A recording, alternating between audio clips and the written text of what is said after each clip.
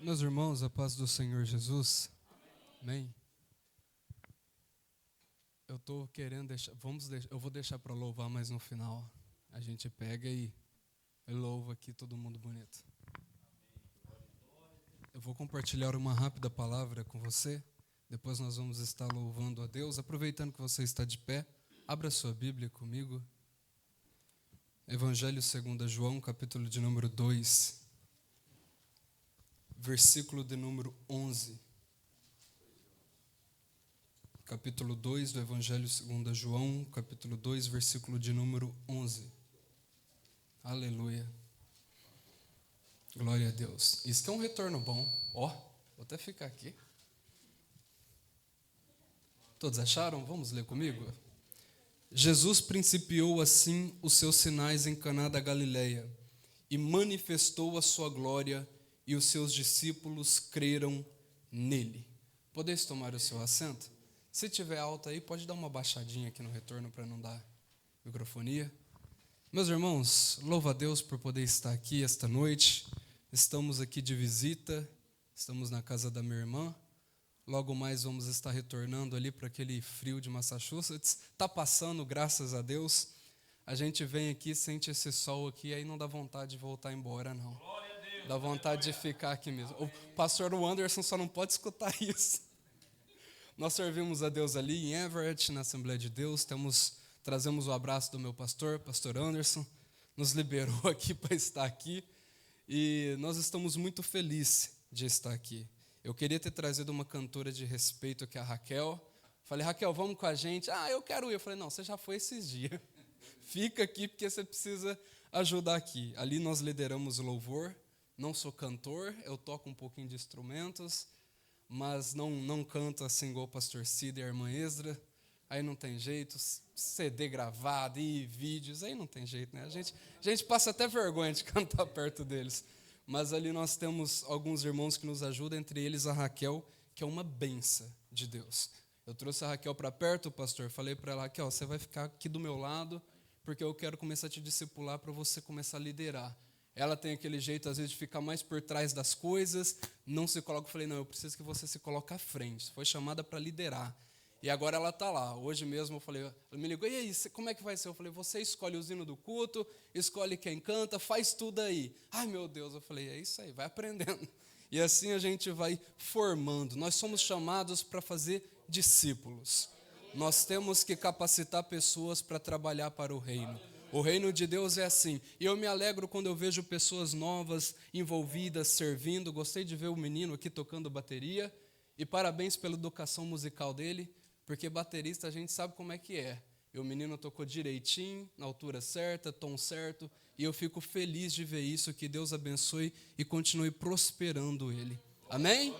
Você fica feliz, irmãos, de ver gente assim se desenvolvendo na obra?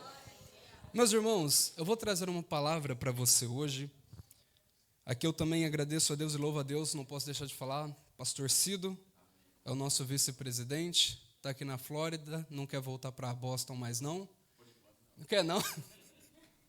Irmãos, quando eu cheguei ali em Everett, a gente recém-chegado, o que eu escutava do tanto de gente falando do pastor Cido da irmã Esdra, era pastor Cido para cá, pastor Cido para lá, o pai Cido, o vô Cido, e daqui a pouco até eu estava falando pai Cido e vô Cido. Nem conhecia o pastor Cido ainda, mas já estava chamando de pai e de vô. Tem um povo ali que ama muito vocês. Vocês sabem disso.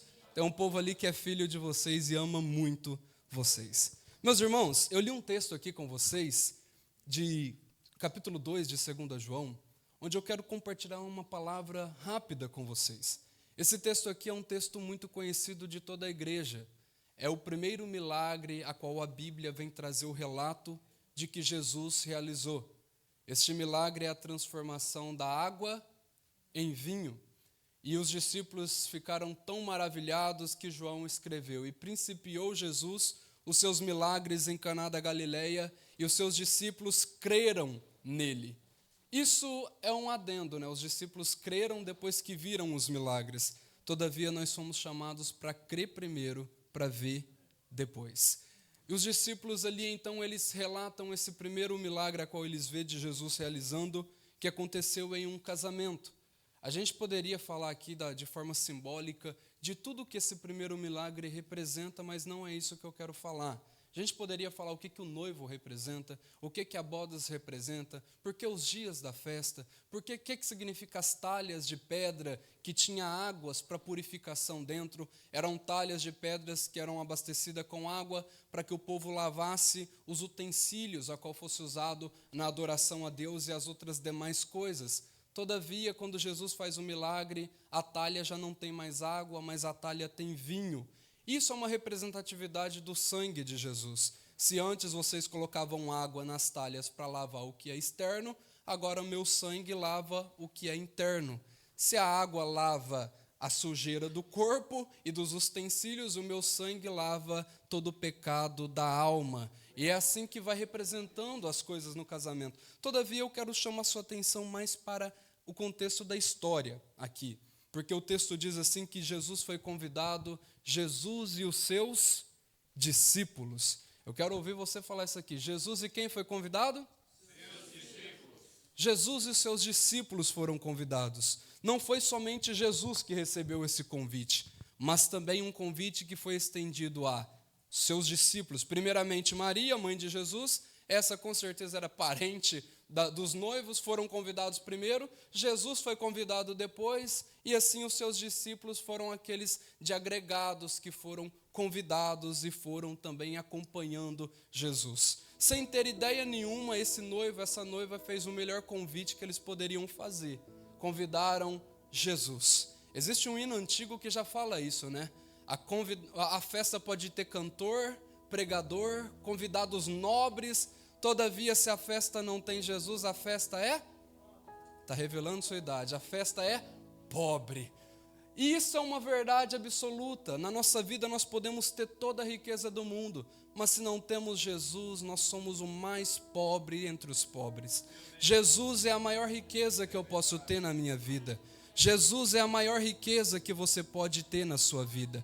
Não existe outra riqueza maior, irmão, do que ter a presença de Jesus. E essa presença é tão linda que quando a gente entra nessa casa, a gente sente a presença dele. Quando eu dobrei os meus joelhos aqui, eu estava orando e falando, Jesus, como que é gostoso sentir a sua presença. E não é, e eu ainda disse assim na oração, como é bom se sentir em casa, irmãos, mas não é se sentir em casa porque nós pertencemos ao mesmo ministério. Não é se sentir em casa porque nós pertencemos à mesma denominação. É se sentir em casa porque aonde Jesus está, você sente a presença dele e você se sente confortável diante dele. A maior riqueza que eu e você podemos ter nessa vida é a presença de Jesus.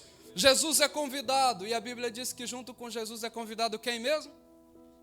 Os seus discípulos. E aí você vai falar assim, mas Milton, os discípulos eram amigos do noivo? Talvez não, mas foram de agregados.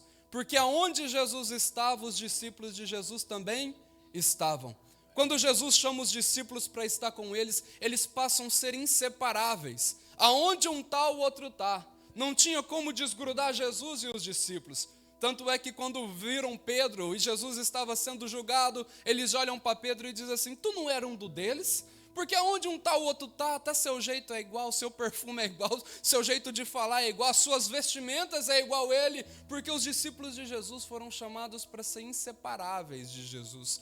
E quando o convite chega a Jesus, o convite também chega aos discípulos de Jesus, porque não tem como amar Jesus e não amar os seus discípulos. Não tem como convidar Jesus e dizer, eu quero Jesus, mas e os discípulos de Jesus? Não, esse daí eu não vou com a cara desse discípulo. Aí os discípulos eu deixo para lá, não. Quando você ama Jesus, você aprende a amar os discípulos de Jesus. Quando você ama Jesus, você entende o princípio de amar o seu próximo. E quando você convida Jesus, você não pode esquecer, e se eu convidar só os discípulos? E Jesus não, certamente os discípulos também não iam. Porque os discípulos não vão aonde Jesus também não é bem-vindo. Você tem que entender uma coisa, quando você está num ambiente que Jesus não é bem-vindo, esse ambiente também não te pertence. Se alguém olha para você e diz assim, eu aceito você, eu até gosto do seu jeito, mas rapaz, eu não gosto da sua fé, Então me desculpa, aqui não é um ambiente para mim estar. Eu não sou bem-vindo aonde meu mestre não é bem-vindo. Jesus olhou para os discípulos e disse assim: quando vocês forem a uma casa e falar do meu amor para eles, mas eles não vos atendem, o que a gente faz, Jesus? Arromba a porta? Não. Vira as costas, bate a sandália, deixa a poeira para trás e vai embora, porque aonde não me recebeu também não vai receber vocês. Aonde não recebeu vocês não vai me receber, porque nós somos inseparáveis. Jesus te chamou para ser inseparável da presença dele. A Bíblia diz que os dois foram convidados, ambos foram convidados, e ambos vão para um casamento. Casamento esse que já havia sido preparado, casamento esse que já havia sido articulado, todo o planejamento estava feito, todo o planejamento estava proposto. Casamento que não demoraria 1 dia, 2 dias, mas casamento que demoraria em torno de 7 dias ou mais. Imagina 7 dias de festa, irmão. Você comendo e bebendo, 7 dias de festa. A gente no Brasil às vezes fazia uma e um casamento e já era uma fortuna. Vocês lembram disso ou já esqueceu? Fazia uma festa só no Brasil, vendia até o rim para pagar a festa de casamento. O povo ia, comia, bebia, ainda saía falando, o Guaraná estava quente, a comida estava fria, ainda saía falando mal da festa ainda. Agora você imagina 7 dias de festa, 7 dias seguidos, e os discípulos Jesus vai. Pois a festa pública do casamento era um quesito de honra para o casamento. Eles tinham a ideia de que se a festa do casamento fosse bom, certamente isso cairia sobre a vida dos noivos. E os noivos também teriam uma vida boa, o casamento seria bom. Então nada podia dar errado na festa desse casamento. Tudo tinha que sair perfeito, porque a mancha de um erro no casamento recairia sobre o matrimônio. Então todas as coisas tinham que ser bem feitas e todas as coisas foram bem planejadas. Acontece que nem tudo que a gente planeja sai como a gente planeja. Acontece que às vezes a gente traça uma rota para a direita, mas no meio do caminho a estrada vai para a esquerda. E chega um determinado momento que o vinho começa a acabar.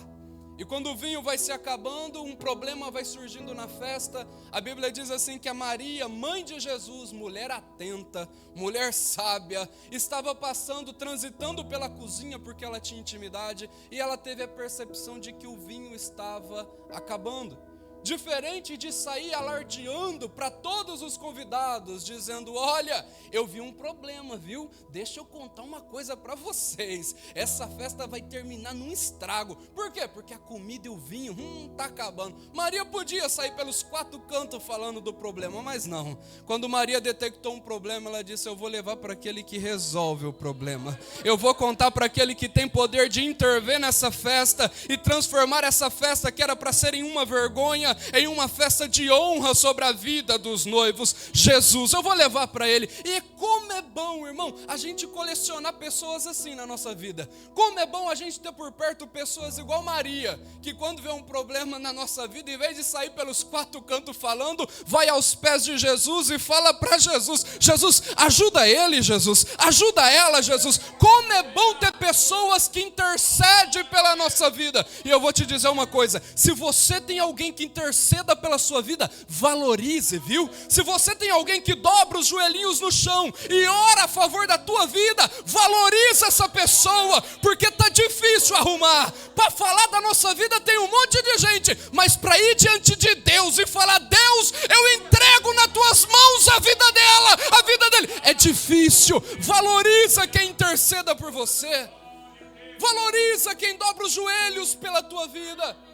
Como que a gente vê pessoas que não valorizam quem intercede, não valorizam intercessores. Me lembro que eu acordava de madrugada para ir orar com o meu pastor na igreja, pastor Sérgio Reis, pela madrugada, 5 horas da manhã, todos os dias. Aí você sabe como que é oração pela madrugada. Começa com 50, com 100, depois cai para 20, para 30, daqui a pouco só tem 2 lá. Era eu, ele e a esposa dele que chegava depois com uma garrafa de café, aí já me alegrava. E quantas vezes do lado dele, eu vi ele orando pelas pessoas, e eu me lembro de um em especial, que ele orava por ele, ele e dizia: Senhor, entra na vida do irmão fulano, a filha dele, Pai, remove aquela diabetes que está levando aquela menina para a morte. E ele orando, e ele orava alto, e eu ouvi naquela oração. Quando chega no mesmo dia, na tarde, eu vejo a mesma pessoa que ele estava orando pela madrugada, falando mal dele. Eu olhei para ele e disse: meu irmão, não faz isso não.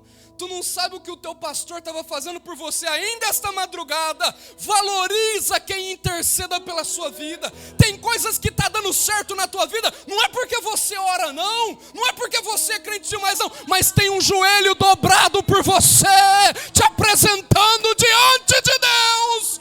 E Deus escuta, e Deus ouve, e Deus vê. A Bíblia diz que a igreja estava reunida enquanto Pedro estava preso, orando por Pedro. Jesus liberta Pedro, Jesus liberta Pedro, Jesus liberta Pedro. De repente alguém vem na porta e faz assim, ó. O menininho corre lá. Ele abre a porta. Quando ele abre a porta, ele se assusta e diz: meu Deus, o fantasma de Pedro está aqui. Ele vai lá dentro e acorda todo mundo e diz: ei, vocês estão orando por Pedro, mas eu acabei de ver um fantasma. Que fantasma? De Pedro ali na porta. Aí Pedro grita do lado de fora: não é fantasma não, é eu que estava preso, mas Jesus sacudiu a cela, quebrou tudo e me libertou, e eu estou aqui. A oração tem poder, a oração tem poder, a oração tem poder, a oração tem poder. Maria intercede, vai diante de Jesus e diz: Jesus, o vinho acabou. Só que tem um problema. Ela leva o problema para a pessoa certa, só que ela fala do jeito errado. Ela fala como mãe. E como mãe, eu não sei como é que é sua mãe, mas minha mãe, como mãe, ela fala mandando. Minha mãe vira para mim: Milton vai fazer aquilo. Não dá nem tempo de pensar. Mãe não fala: olha, se possível for. Não, mãe já manda, já chega com autoridade. Ela chega em Jesus e diz: o vinho acabou. Ela fala com a autoridade humana. Só que ela não está falando com a autoridade humana para uma coisa humana. Se ela fala: Jesus, vai lá buscar água para mim. Jesus ia ou não ia? Ia, é humano. Jesus, vai lavar esse pés que está sujo. Jesus ia ou não ia? Ia, era humano. Mas o que ela pede não envolve o lado humano, envolve o lado divino. Jesus, o vinho acabou. Ah, falou com o lado divino. Jesus olhou para ela e diz: mulher, o que tenho eu contigo? Quando Jesus fala isso, Jesus não está desrespeitando ela, mas Jesus está ajustando as coisas. Jesus está lembrando ela que, peraí, eu sou Deus, é no meu tempo, é na minha hora, é quando eu decidi agir. E eu vou falar uma coisa para você: às vezes Deus tem que ajustar a gente mesmo, porque às vezes a gente chega em Deus e esquece que nós somos servo e Ele é Senhor. Esquecemos que nós somos súditos e Ele é Rei, e a gente chega nele como se tivesse todo o domínio, dizendo: Deus, se o Senhor não me der um sinal até tal data, eu vou tomar minhas próprias decisões. Se o Senhor não fazer isso até tal data, eu vou tomar minha própria atitude. Para com isso, tu não é Deus e não está falando com o homem, mas tu está falando com Deus, tu está falando com o Rei. Lembra de Tiago e João quando chega para Jesus dizendo assim: a nossa mãe falou assim, e a gente quer que o Senhor faça igual a gente quer. O que tu quer? A gente quer que no teu reino o Senhor coloca um sentado na direita e um na esquerda. A gente quer que o Senhor faz assim. Jesus olha para eles e diz: mas não vai ser assim, porque isso não compete a mim, mas compete ao Pai. É o Pai que decide. Quando você entende quem você é e entende quem Deus é, aí a porta do céu se abre e milagres acontecem. Lembra do cego? Olha aqui o leproso para Jesus: Jesus, se tu quiseres, eu sei que o Senhor pode me curar da minha lepra. Ele reconhece primeiro que Jesus tem poder, porque se quer, ele pode. E depois ele reconhece que ele é o quê? Leproso. Eu sei que tu podes e eu sei quem eu sou. Eu sei que tu podes e eu sei quem eu sou. Aí Jesus olha e diz: se tu sabe quem eu sou e sabe quem tu é, eu vou te curar. Seja limpo agora. Jesus olha para ele e diz: mulher, vamos ajustar as coisas? Não é chegada a minha hora. Os servos estão do lado olhando e dizendo assim: pastor Cida, olha lá, ela foi nele achando que ele ia resolver. Aí Maria olha para os servos que estão ali e diz assim: ei, nele eu não mando não, mas em vocês, faça tudo o que ele vos disser. Aí os servos olham para ela assim: eita mulher, é isso mesmo, em vocês eu mando. Nele eu não mando não, porque ele é Deus, mas em vocês faça tudo o que ele vos disser. Mas você não acabou de ouvir que ele disse que não é chegada a hora? Ele disse que não é chegada a hora, mas ele não disse que não vai fazer. Há uma diferença muito grande. Não é a hora, mas calma, que na hora dele ele vai fazer. Mas enquanto ele não faz, o que eu tenho que fazer? Enquanto ele não faz, fica perto dele e faça o que ele disser. E para você fazer o que ele disser, você tem que ficar coladinho nele, para a hora que ele falar, você ouvir. Aí você imagina Jesus tranquilo, indo para lá e os servos correndo atrás. Ela diz para fazer o que ele mandar. Enquanto ele não mandar, a gente fica atrás dele. E Jesus ia para lá e o servo ia para lá, seguindo Jesus o tempo todo, esperando a voz de comando. E eu falo uma coisa para você: enquanto Jesus não faz, fica coladinho nele. Enquanto Jesus ainda não te entregou aquilo que você está esperando, fica abraçado em Jesus. Enquanto Jesus ainda não cumpriu uma promessa, fica nos pés dele. E se ele dizer sai para lá, você diz não, porque os cachorros também comem das migalhas que caem da mesa. Cola em Jesus. De longe você não vai ouvir a voz de comando dele. Faça tudo o que ele vos disser. Aí você vai para longe e Jesus está aqui. E aí Jesus fala, você não escuta, mas Jesus está dizendo: fica colado em mim. Aonde eu for, você vai junto. Fica debaixo da minha proteção, que no tempo certo eu vou fazer. E chega a hora que Jesus vira e diz: enche as talhas de água.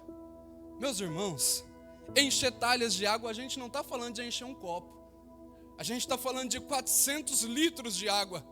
Você imagina o que é encher talhas de água num sol igual esse da Flórida?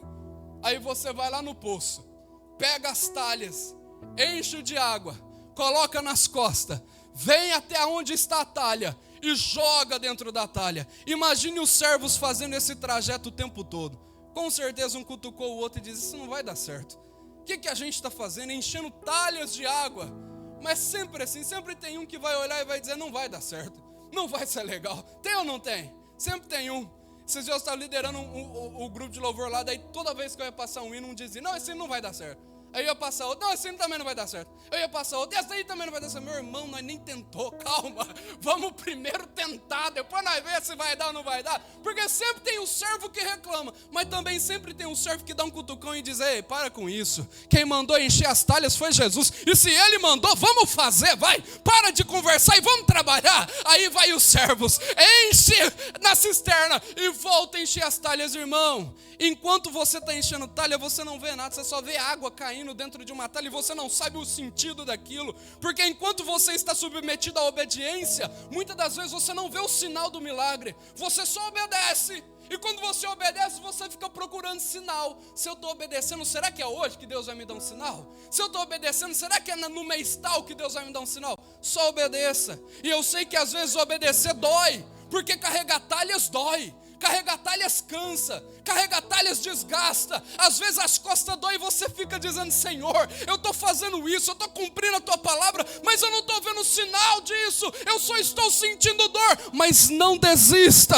continue, continue, continue. Enche as talhas, mas está pesado, mas não para. Você não está cumprindo a voz de um homem, mas foi Deus que te deu uma palavra, então faça.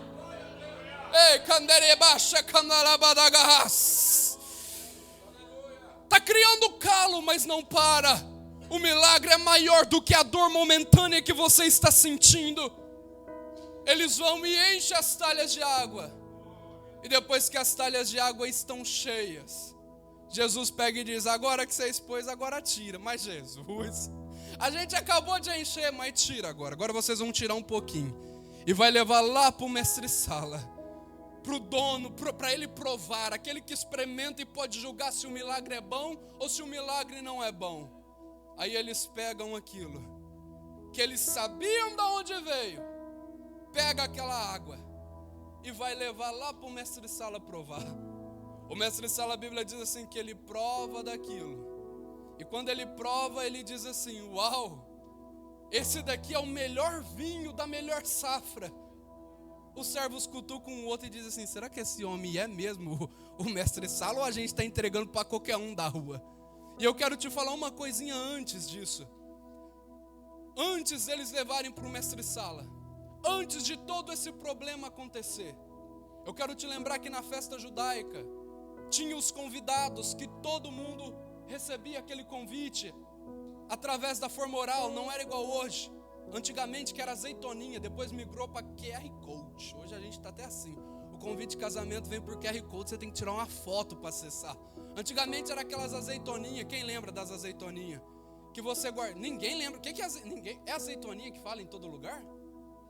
Como que fala azeitoninha que vinha, aqueles negocinhos que vinha dentro dos convites de casamento? Você tinha que apresentar na porta para poder entrar. Eu não lembro o nome disso, mas tinha antigamente. É um convite, você tinha uma célulazinha que você tinha que apresentar na porta. Vinha com o número de cada um da família. Se a família era 5, vinha 5. Se era 4, vinha 4. E normalmente, sempre na hora de ir para a festa, você perdia um. Aí você ficava naquele desespero, dizendo: meu Deus, como que a gente vai entrar nessa festa agora? A festa judaica tinha os convidados, tinha os agregados, que eram os amigos do convidado. Já viu aquele momento que você convida 5 para comer na sua casa? Mas daí dos 5, um chama o primo do primo, o vô do vô, a tia da tia. Daí você tem que virar e falar assim: põe água no arroz, no feijão lá, porque veio mais do que a gente esperava. Os agregados é normal, mas além dos agregados vem às vezes os penetra. Os penetra não é normal. E o vinho desse casamento só acabou porque além dos convidados, os agregados, tinha o penetra, que entrou no meio, fui tomando do vinho, que simboliza a alegria. E quando eles se deram conta, o vinho tinha acabado. E é por isso que Jesus precisa operar todo esse milagre. E eu quero te dizer uma coisa para a sua vida: os convidados você tem que suportar de qualquer jeito. Os agregados te pertencem também, veio no pacote. Mas toma cuidado com os penetra. Toma cuidado com aqueles que não foram convidados, nem faz parte do pacote, mas vive minando a sua fé. Vive minando aquilo que Deus tem na sua vida. Jesus entra, faz todo esse milagre por causa dos penetra. E quando leva o mestre-sala que ele prove, ele diz: é bom demais. Ele diz assim: agora vai lá e chama quem? Chama o noivo. Manda o noivo vir aqui. Irmão, eu te pergunto uma coisa: aonde estava esse noivo esse tempo todo? Tudo isso acontecendo no casamento, o noivo não aparece. Aí alguém vai lá chamar o noivo: ô noivo, estão te chamando lá, o mestre-sala está te chamando, porque ele quer te dar um recado. Quando o noivo chega, o mestre-sala olha para ele e diz assim: rapaz, é comum colocarem o melhor vinho primeiro, mas em vez de colocar o melhor vinho, você guardou o melhor por último. É normal colocar o melhor primeiro, porque os convidados vêm, comem, bebem. Quando eles cansam e estão fartos, eles olham e dizem: agora vamos embora. Só fica por último quem realmente se importa ou é da família do noivo. Só fica por último quem realmente está envolvido naquele âmbito familiar. Eu me lembro quando a minha irmã casou no Brasil, coitada, eu fui um dos últimos a sair, fiquei carregando cadeira lá o tempo todo. Porque os últimos que fica é quem é íntimo. Olha o que o mestre-sala está dizendo: todo mundo agrada aqueles que vêm, comem, enchem a barriga e vai embora. Mas você guardou o melhor para os últimos. Os últimos vão ser aqueles que vão experimentar o melhor da festa. É isso mesmo. Deixa eu te dizer uma coisa: Jesus tem algo melhor para aqueles que esperam. Jesus tem algo melhor para aqueles que permanecem. Tem aqueles que vêm, se alimentam e vão embora. Mas tem aqueles que vêm e dizem: não, eu vou permanecer firme, eu vou continuar, não importa o que venha, porque eu vou estar aqui. E Jesus olha para você e diz: é para você mesmo que eu tenho algo para entregar. É para você que ficou, é para você que permaneceu, é para você que não desistiu, é para você. Ei,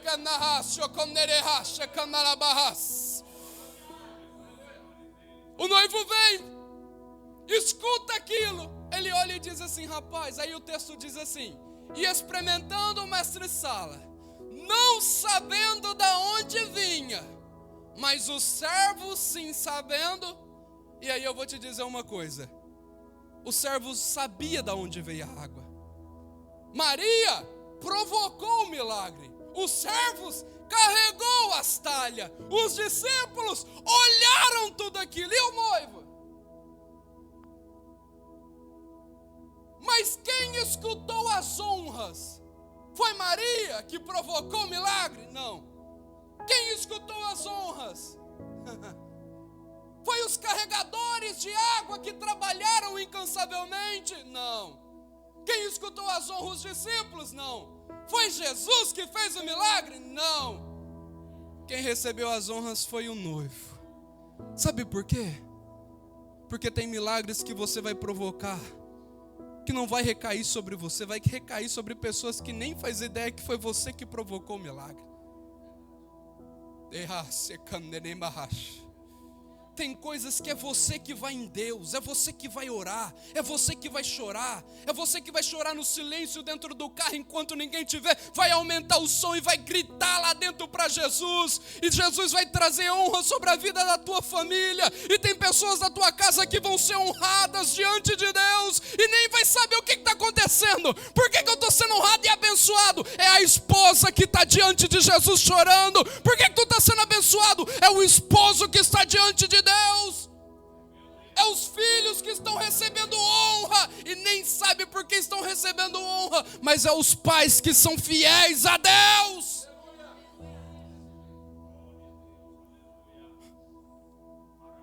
Eu estou ministrando sobre milagres para a tua casa aqui hoje. Eu estou ministrando sobre honras que vão recair sobre a sua família. Eu estou ministrando de que Deus está movendo coisas dentro da estrutura familiar.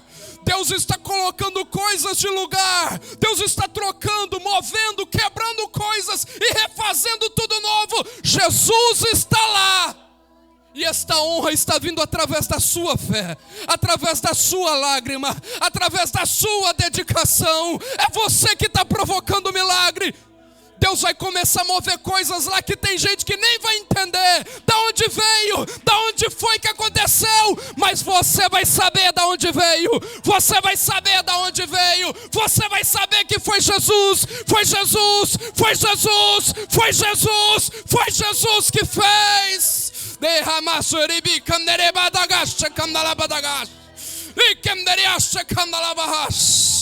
É Jesus que vai fazer.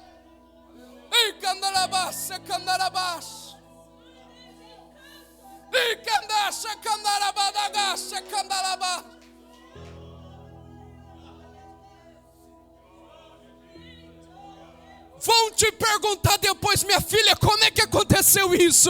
Meu filho, como é que aconteceu isso? E você vai dizer, foi a água que eu carreguei, foi a dor nas costas que eu suportei, foi a lágrima no olho que ninguém viu, mas eu me submeti em obediência, porque Jesus mandou, e eu fiz, e o milagre aconteceu, e o milagre aconteceu, e o milagre aconteceu.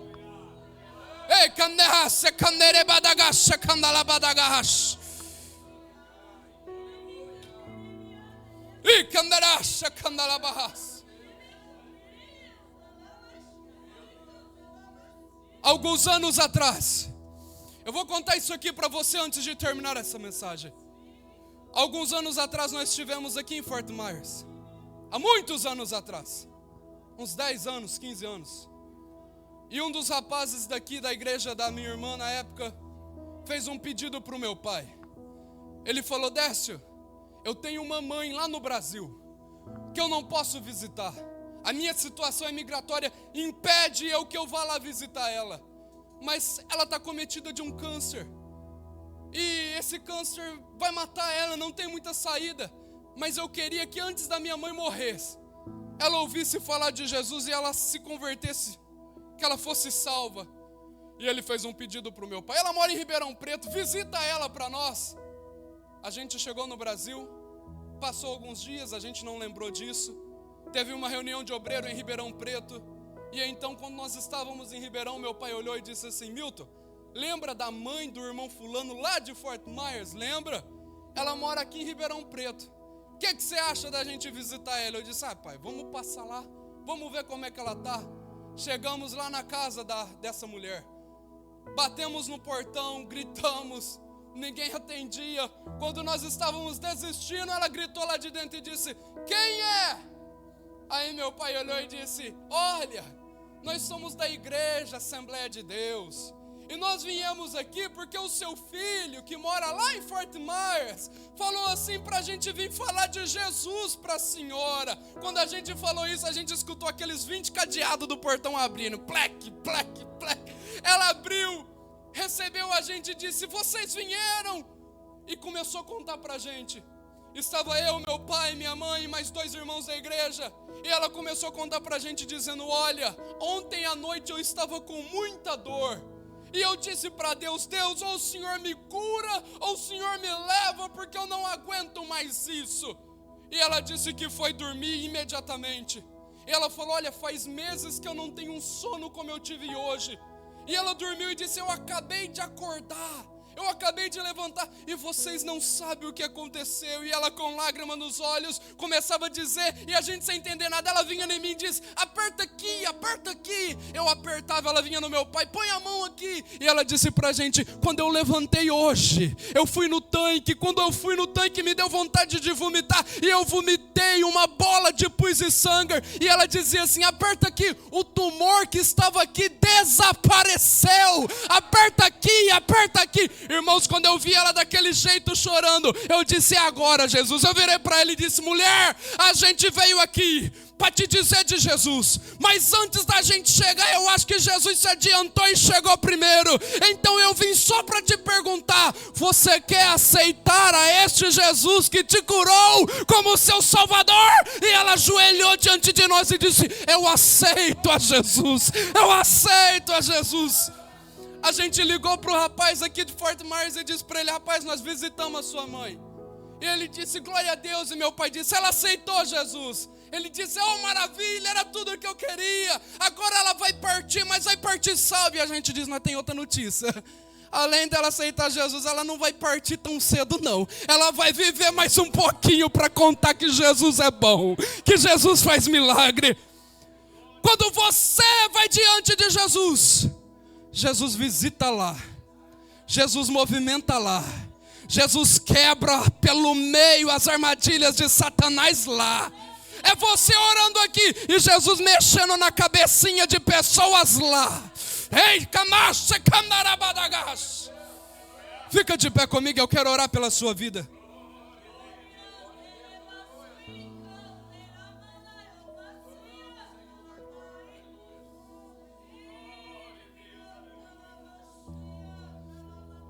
Só não esqueça que você é provocador de milagre.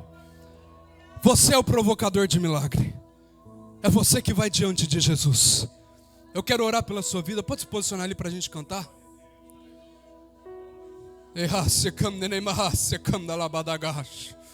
Eu sinto Jesus entrando em lares aqui. Eu sinto Jesus tirando pesos de costas aqui e aliviando fardos aqui. Eu não sei qual é a sua preocupação, mas Jesus sabe. E Jesus está aliviando o seu peso hoje, dizendo: meu filho, suporta mais um pouco. Eu quero orar pela sua vida. Primeiro convite que eu faço: eu sei que todo mundo é de casa, mas eu preciso fazer. Se tiver alguém em nosso meio que deseja entregar a sua vida para Jesus, ou se reconciliar com Jesus, eu gostaria de estar orando pela sua vida. E se todos são de casa, eu gostaria de estender esse convite para aqueles que desejam, por alguma causa, por algum milagre, precisam disso. Talvez não é na sua vida, e eu já falei isso aqui. Talvez é na vida de quem está lá na sua casa, deitado no sofá agora. Mas eu quero orar pela sua vida. Se você quer provocar um milagre na sua casa hoje, vem aqui na frente, eu quero orar por você. Se é você que precisa, Jesus vai te tocar. Mas se é na tua casa, Jesus vai passar lá. Ei, canderrace, canderebadagash.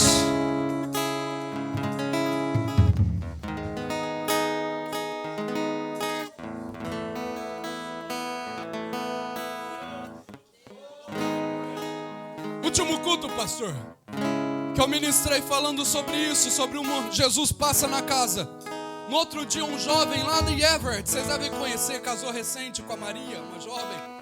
Ele me mandou mensagem e me disse assim: Milton, você disse que Jesus passa na nossa casa. E você disse que eu ia receber uma mensagem no outro dia. E eu recebi. Minha mãe disse que ela está arrependida da vida que ela estava levando e disse que vai voltar para a igreja. Do nada eu recebi o áudio dela anunciando que ia voltar para Jesus. Jesus é poderoso, irmão. Jesus ainda é aquele que visita. Jesus é ainda aquele que vai, que faz. E eu quero orar por você. Feche os seus olhos. Nesse momento você vai começar a falar com Jesus. Apresenta diante dele todas as suas preocupações, todas as suas dores, todas as suas angústias. Apresenta diante deles aqueles que você crê no milagre, no poder do nome dele. Lança diante dele agora. Jesus, aqui estão os seus filhos, ó Pai, diante da sua presença.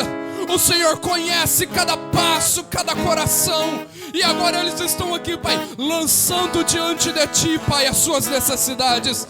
Lançando diante de Ti, ó Pai, crendo que o Senhor é poderoso para fazer um milagre, poderoso para visitar lares, poderoso para desfazer toda a obra do diabo, poderoso para curar câncer, poderoso para fazer enfermidades desaparecerem, poderoso, Pai, para mover os corações e as mentes e levar os Teus filhos a um encontro com a salvação. E agora nós oramos, ó Pai, como igreja nesse momento, invocando o Teu santo nome. Sabemos que tudo é no Seu tempo, mas enquanto o Senhor não fizer, nós vamos estar aqui diante de Ti, crendo que o Senhor é Deus e não há outro além de Ti. E agora eu oro, Pai, com autoridade sobre a vida dos Teus filhos, repreendendo toda enfermidade, Pai, repreendendo toda dor, todo espírito maligno que tem agido sobre a vida daqueles, ó Pai, que os Seus filhos têm orado diante de Ti, sobre os filhos que estão em casa,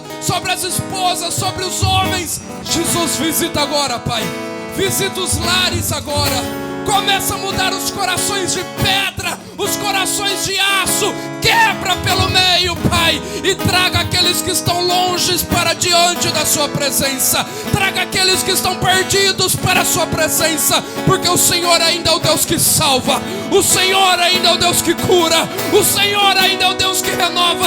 Então renova a Sua igreja, renova a força dos Teus filhos agora, renova a força dos Teus filhos agora. E aqueles que são batizados com o Espírito Santo, ó Jesus, renova eles agora, alivia o peso, manifesta o Seu poder e a Sua glória agora. Receba agora em nome de Jesus, receba agora em nome de Jesus, receba agora em nome de Jesus, receba agora em nome de Jesus. Renova, Jesus, toca, Jesus, porque o Seu nome é grande e tudo é sobre o Seu nome, Jesus. Ei, canderebaxa, canderebadagas. Com seus olhos fechados, vai adorando a Ele, vai adorando a Ele. Pode cantar. Com seus olhos fechados, vai adorando a Ele, vai adorando a Ele. Ei, canderraça, canderebaxa, candelabadagas. Em nome de Jesus, ó Pai, renova, Pai, tira sobre a vida do Seu filho. Dá a Ele força para estar diante da Tua presença e alcance aqueles que estão perdidos, Pai, seja aqui ou seja no Brasil. Ei, canderracha, canderebadagas. Olha aqui para mim, olha aqui para mim. Lembra dessa palavra. Não é porque Jesus ainda não fez que Ele não vai fazer. Enquanto Jesus não fizer, não desgruda dele. E se Ele mandar carregar talha, carrega. E se doer, aguenta. Porque a honra do Senhor virá sobre a sua casa, a honra do Senhor virá sobre a sua família. E outros olharão e dirão: o que aconteceu? E você vai saber de onde veio. Alguém vai dizer: explica isso. E você vai dizer: só foi Jesus, só foi Jesus. Em nome de Jesus, quantos recebem essa palavra e podem dizer amém? Não, vamos dizer um amém forte. Quantos recebem essa palavra? Que Deus abençoe a sua vida em nome de Jesus.